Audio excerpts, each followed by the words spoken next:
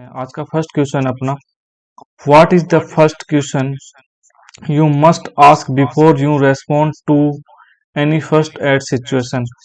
इस क्वेश्चन का कहने का मतलब है कि अगर आप फर्स्ट एड सिचुएशन के अंदर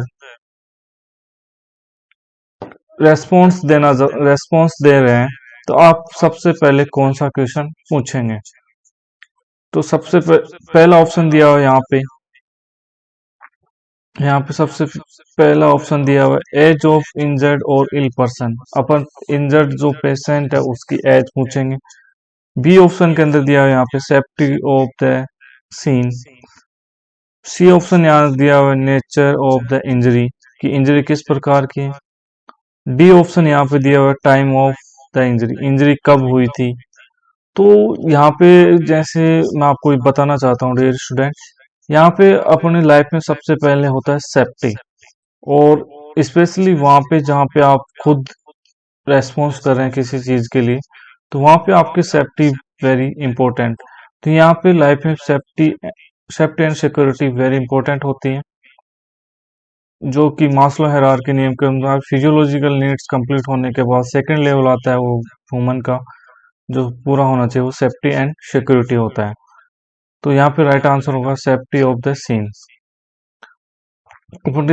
ensuring the safety of the scene is critical, avoid making your self another injured person. अगर अपन सेफ रहेंगे तो अपन सीन को क्रिटिकल कंडीशन ज्यादा होने से खुद को बचा सकते हैं और इल पर्सन को भी बचा सकते हैं। आज का सेकंड क्वेश्चन यहाँ पे रहेगा dear student, which of the following are considered personal protective equipment. तो मतलब इसको शॉर्ट में बोलते हैं पीपीई। कोविड 19 के अंदर पीपीई किट बड़ा फेमस हुआ था, पीपीई किट। तो पीपीई किट के अंदर होता क्या है, पीपीई का फुल फॉर्म क्या था, पर्सनल प्रोटेक्टिव इक्विपमेंट। तो यही क्वेश्चन है कि इसके अंदर होता क्या क्या है। अगर अपन इन इन चीजों को मिला के, सारी चीजों को मिला के, पर्सनल जो इक्विपमेंट होते हैं उनको मिला के किट के अंदर, मतलब एक एक इनको कलेक्शन करके एक पैकेट के अंदर देते हैं, तो उसको पीपी किट बोला जाता है। यहाँ पे फर्स्ट ऑप्शन यहाँ पे ए है ग्लव्स, यहाँ पे बी ऑप्शन के अंदर है मास्क, सी ऑप्शन के अंदर है आई शील्ड, और डी ऑप्शन के अंदर दिया हुआ है dear student all of the above. तो यहाँ पे all of above right answer रहेगा। Goggles, gloves, mask, eye shield, इसके अलावा होता है गूगल्स, गूगल्स भी आता है। इसके अलावा होता है गाउन भी आता है, पीपी किट के अंदर ही आता है गाउन। तो ये सारी चीजें इसके अंदर पर्सनल प्रोटेक्टिव इक्विपमेंट के अंदर आती हैं, बोल सकते हैं पीपी किट के अंदर आती हैं। नेक्स्ट क्वेश्चन देखते हैं अपना। हाँ, पीपी किट के बारे में थोड़ा सा डिटेल देख लें। Personal protective equipment is essential, ये बहुत जरूरी होते हैं when responding to any first aid और इमरजेंसी सिचुएशन। जब अपन कोई फर्स्ट एड दे रहे हैं या फिर इमरजेंसी सिचुएशन के अंदर अपन रेस्पॉन्स दे रहे हैं। It is difficult to predict if the person will vomit, is bleeding और इज सीरियसली इंजर्ड। ये पता करना सी बड़ा मुश्किल होता है कि जो कोई भी पेशेंट हो वॉमिटिंग कब कर सकता है, या उसको ब्लीडिंग कभी भी हो सकती है, या फिर वो ज्यादा सीरियसली इंजर्ड हो सकता है। अगर वोमिटस होगा तो अगर इन्फेक्शन फैल जाएगा, ब्लीडिंग होगी, मान लो कि पेशेंट को कोई ऐसी ऐसी डिजीज है जैसे कि हेपेटाइटिस बी वगैरह जो कि ब्लड से फैलती है, तो ब्लड कांटेक्ट में आने से फैल सकती है, तो अपन ग्लव्स पहन लेंगे तो अपन बच सकते हैं। नेक्स्ट क्वेश्चन देखते हैं। Question number 3, which of the following sign is most consistent with a stroke. मतलब स्ट्रोक के अंदर कौन सा साइन मोस्ट कंसिस्टेंट आता है। तो ए ऑप्शन के अंदर दिया हुआ है कंफ्यूजन, बी ऑप्शन के अंदर दिया हुआ है चेस्ट पेन, सी ऑप्शन दिया हुआ है फेशियल ड्रॉप, डी ऑप्शन दिया है नोजिया। तो डियर स्टूडेंट यहाँ पे कंफ्यूजन नहीं होगा, चेस्ट पेन एमआई के अंदर होता है, मायोकार्डियल इन्फेक्शन के अंदर। ये कंफ्यूजन होता है डेलेरियम एंड डेमेंशिया के अंदर, most common delirium and dementia,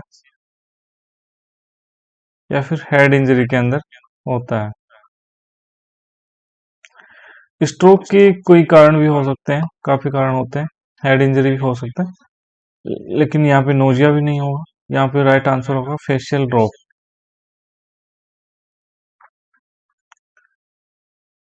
Facial drop, slurred speech, numbness, and weakness are the local neurological sign that are consistent with a stroke patient. मतलब फेशियल ड्रॉप के अंदर फेशियल ड्रॉप के साथ साथ slurred speech भी होगा, नमनेस भी होगा, वीकनेस और local neurological sign that are consistent with a stroke. ये जो सारे साइन है, वीकनेस जिस साइड मान लो लेफ्ट साइड स्ट्रोक हुआ है तो पेशेंट की राइट साइड वीक हो जाएगी। ठीक है, उल्टा काम करता है ब्रेन का। राइट पार्ट है वो बॉडी के लेफ्ट पार्ट को कम्युनिकेट करता है, कंट्रोल करता है, और जो लेफ्ट पार्ट ब्रेन का जो लेफ्ट पार्ट है वो बॉडी के राइट पार्ट के मूवमेंट्स को कंट्रोल करता है। नेक्स्ट क्वेश्चन अपन देखते हैं। ए 20-year-old person dove off the end of the top. Upon reaching the surface of water, he does not appear to be moving. What is likely cause? क्या काज हो सकता है? कोई 20 साल का पेशेंट है, उसने क्या किया, डो मतलब वो तैराकी वगैरह होता है, आप इससे समझ सकते हैं। अपॉन रीचिंग द सरफेस, जब वो सरफेस पे आता है, सरफेस ऑफ वाटर, वाटर के सरफेस पे आता है, it does not appear to be moving, वो मूव नहीं कर पा रहा है। What is the likely cause? क्या कॉज हो सकता है?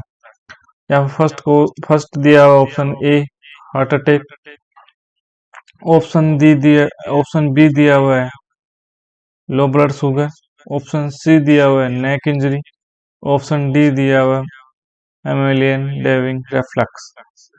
तो जो डाइविंग करते हैं, जो तैराक होते हैं, उनके अंदर नेक इंजरी के चांसेस ज्यादा होते हैं, तो यहाँ पे राइट आंसर नेक इंजरी रहेगा।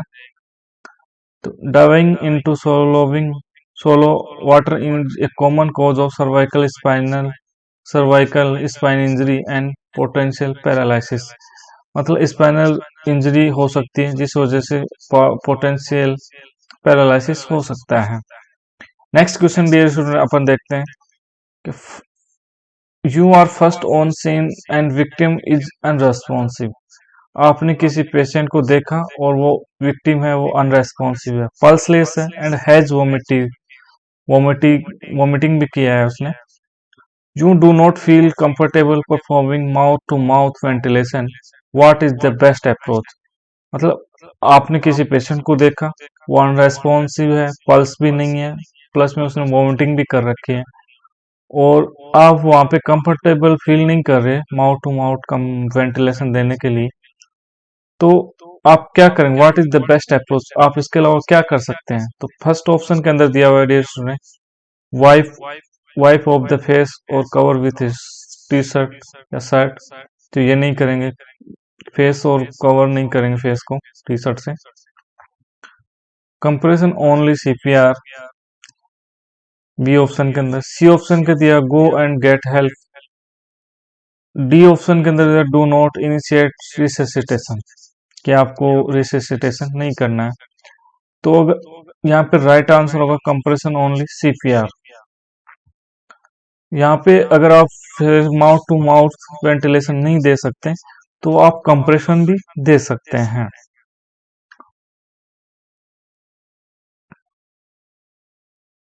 Compression only CPR has been shown to be effective, ये भी इफेक्टिव होता है कंप्रेशन भी। Leaving the victim significantly increase mortality, अगर आप उन पेशेंट को छोड़ देंगे कि चलो अपने को कोई मतलब नहीं है, तो उससे क्या होगा कि मोर्टालिटी के चांस इंक्रीज हो जाएंगे, मतलब उसके डेथ के चांस इंक्रीज हो जाएंगे, डेथ चांस इंक्रीज,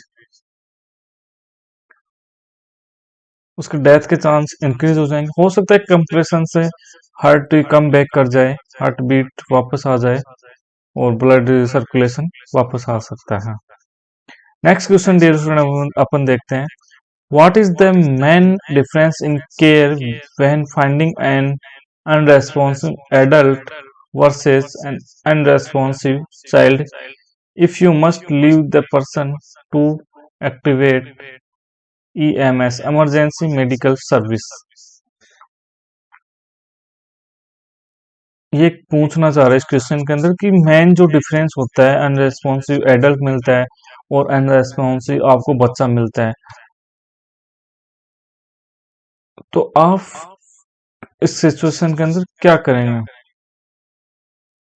आपको एक पर्सन को छोड़ना चाहिए एक्टिवेट ईएमएस करने के लिए, ऐसा कहना चाह रहा है।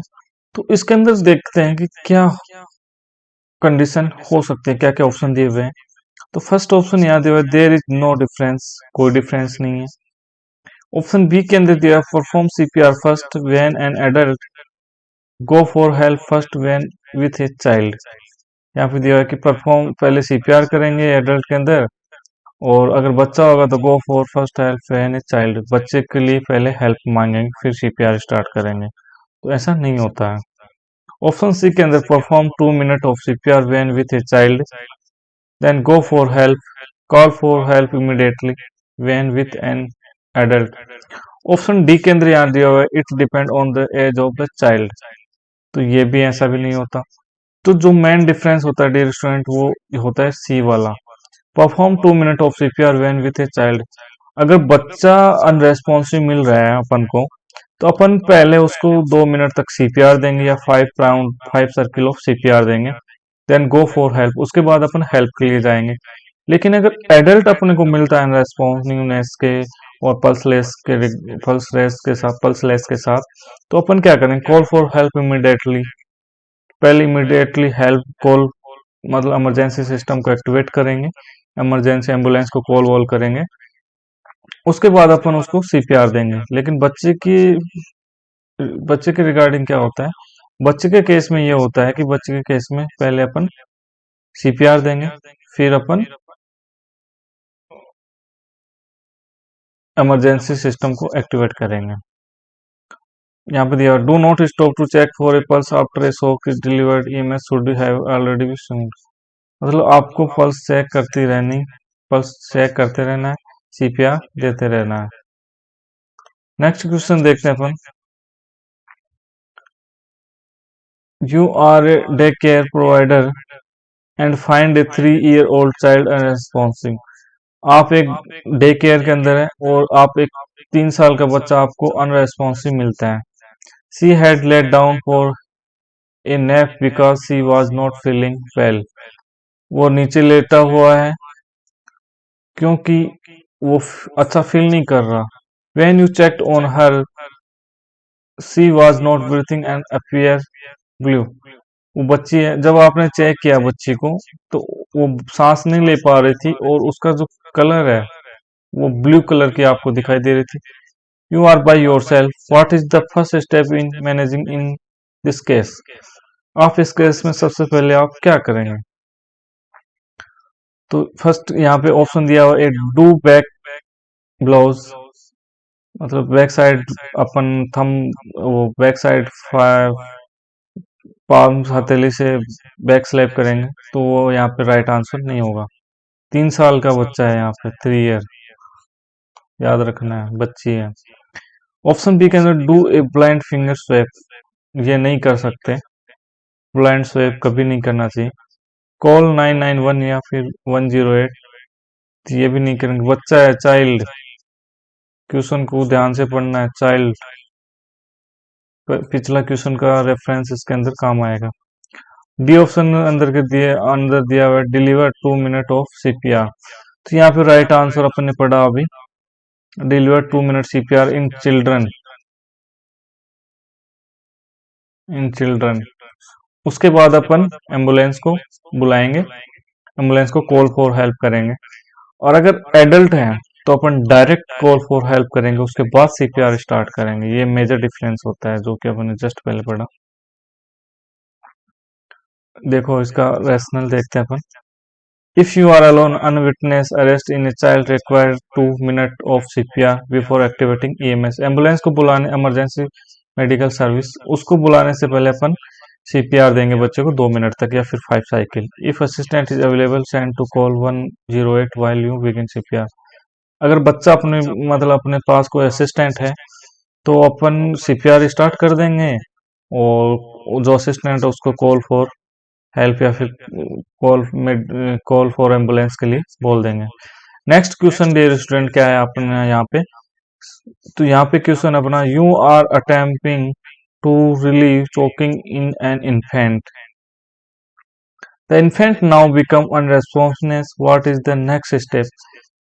कोई बच्चा है, उसको आपने अटेम्प्ट किया है और उस बच्चे ने जो चोकिंग है, चोकिंग हो रखी है गले के अंदर, चोक हो गया है, मतलब ऑब्स्ट्रक्शन हो गया है एयरवे में। The infant now become unresponsive, जो इन्फेंट होता है वन बर्थ, मैंने बताया था आपको, बर्थ टू 1 ईयर, वो अनरेस्पॉन्सिवनेस शो कर रहा है। व्हाट इज द नेक्स्ट, आप क्या करेंगे आगे। तो यहाँ पे डियर स्टूडेंट, यहाँ पे पहला ऑप्शन दिया हुआ है, leave the infant go and to get help, बच्चे को हेल्प के लिए छोड़ देंगे, नहीं। ऑप्शन बी यहाँ दिया हुआ है, do a blind finger swap, ये नहीं करना होता है, कभी नहीं करना होता है। सी ऑप्शन दिया बिगिन सीपीआर। डी ऑप्शन दिया हुआ यहाँ पे, डू एब्डोमिनल थ्रस्ट। तो डी चिल्ड्रन के अंदर एब्डोमिनल थ्रस्ट यूज नहीं होता है, नॉट यूज इन चिल्ड्रन, ये यूज होता है use in adult, use in adult. तो यहाँ पे राइट आंसर होगा बिगिन सीपीआर। अगर बच्चा अनरेस्पॉन्स दिखा रहा है तो अपन को क्या करना है, सीपीआर स्टार्ट करना है। If an infant become unresponsive during attempt to relieve choking, position them on a free flat surface and begin CPR. जो सीपीआर होता है वो हमेशा फ्रेम और ठोस सरफेस पे दिया जाता है, ताकि जो कंप्रेशन अपन दे रहे हैं वो चेस्ट कंप्रेशन अच्छे से इफेक्टिवनेस हो। नेक्स्ट क्वेश्चन अपन देखते हैं 9th नंबर का। At the what age is necessary to use the child AED pad is available. यहाँ पे एईडी की फुल फॉर्म होती है ऑटोमेटेड एक्सटर्नल एक्सटर्नल डिफिब्रिलेटर।